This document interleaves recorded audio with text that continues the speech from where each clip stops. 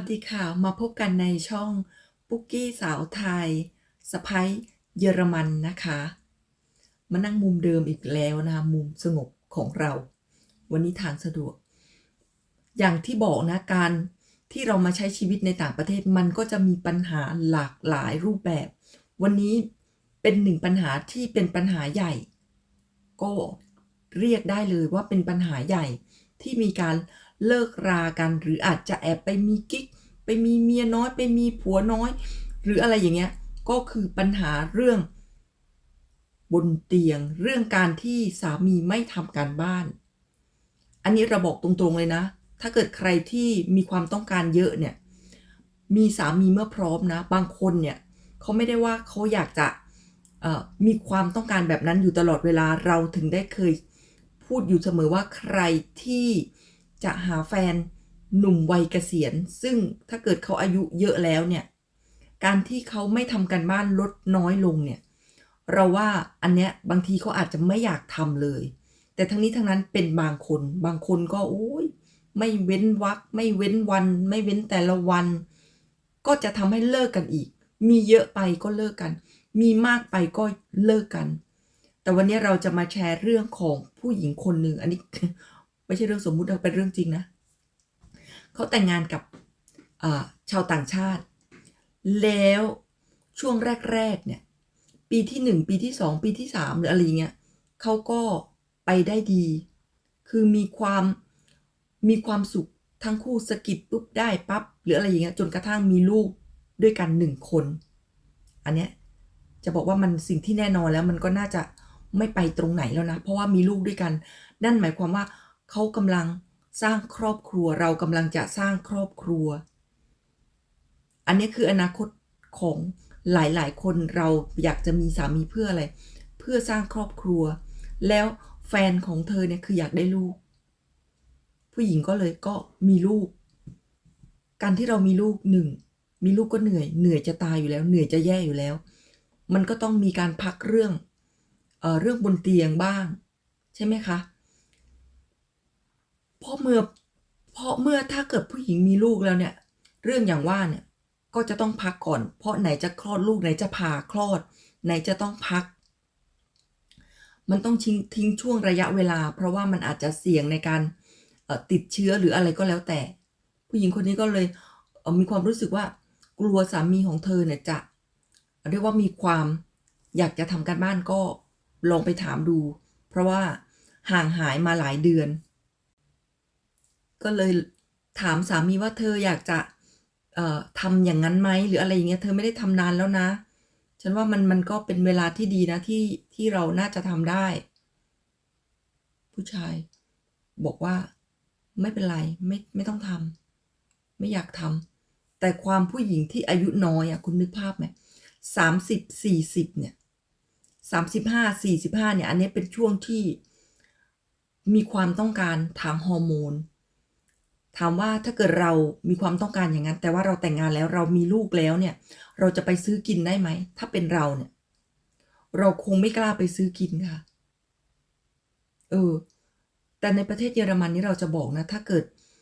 มันก็อยู่ที่คนนะว่าคุณคิดยังไงผู้ชายเขาอาจจะไม่มีความต้องการ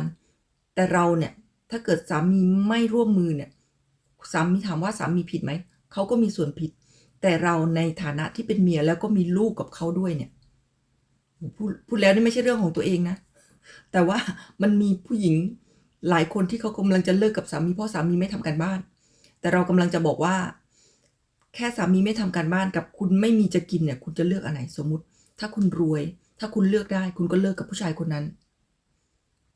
คุณก็เลิกกับเขาคุณก็สามารถเลี้ยงลูกคุณได้คุณก็เลิกเลยคุณก็ไปเอาผู้ชายที่มีความต้องการสูงเหมือนกันอันนี้ไม่ต้องคิดเยอะเลยนะก็เลิกไปเลยแต่ถ้าเกิดเราหรือคุณยังขอเงินเขากินอยู่เขาต้องเลี้ยงเราเขาต้องเลี้ยงลูกเราอยู่แค่เขาไม่ทำการบ้านเนี่ยเราว่าอันนี้มันจะถามว่าไม่ใช่ปัญหาเลยก็ไม่ใช่แต่มันเป็นเรื่องที่มันแก้ไขได้แก้ไขยังไงไปออกกำลังกายไปหาอะไรทำไปถักโครเชต์ก็ได้มันทำให้คุณมีสมาธิหรือไปหาหมอไปกินยาที่มันอาจจะ กินอาหารเพื่อสุขภาพกินแล้วทำให้ง่วงแล้วก็หลับไม่ได้คิดฟุ้งซ่านหรือถ้าคุณคิดฟุ้งซ่านอย่างในประเทศเยอรมันยกตัวอย่างนะแต่ผู้หญิงคนนี้เขาไม่ได้อยู่เยอรมันนะ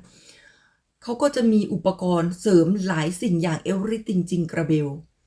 ถ้าคุณลองไปใช้ดูเนี่ยคุณอาจจะลืมผัวไปเลยก็ได้อันนี้เป็นหนึ่งอย่างที่เป็นทางเลือกให้กับคุณลองไปซื้อคุณจะเอาขนาดเล็กขนาดใหญ่อันนี้คือเรากำลังหาทางแก้ไขให้สำหรับคนที่อยากทำการบ้านทุกวันทุกเวลาเนี่ยเราว่าอันนี้ช่วยคุณได้กับการที่คุณจะไปนัดคุยกับผู้ชายแล้วก็ไปมีอะไรกันซ้ำแล้วซ้ำเล่าแล้วถามว่าเป็นความผิดของสามีคุณไหมเราว่าสามีคุณก็ผิดแต่ว่าก็ผิดน้อยเพราะว่าเขาอาจจะเหนื่อยจากการทำงานด้วยสุขภาพด้วยโรคประจำตัวเราต้องคิดถึงใจเข้าใจเราแล้วจะทำยังไงถ้าเป็นเราอย่างที่บอกเราก็จะหากิจกรรมทำออกกำลังกายหรือไปซื้ออุปกรณ์เสริมขนาดใหญ่แค่ไหนมันก็จะมีปุ่มคือสามีเราเนี่ยเขาจะบอกหมดเลยนะมันมีแบบนี้แบบนั้นนะเธออยากจะลองไหมนะอยากจะลองเพื่อแต่ถ้าเขาบอกว่าถ้าเกิดคุณลองเนี่ยอาจจะไม่ชอบผู้ชายไปเลยนะแต่ถ้าเกิดว่าเราแนะนำถ้าเกิดสมมุติว่าคุณไปลองใช้เนี่ยแล้วคุณ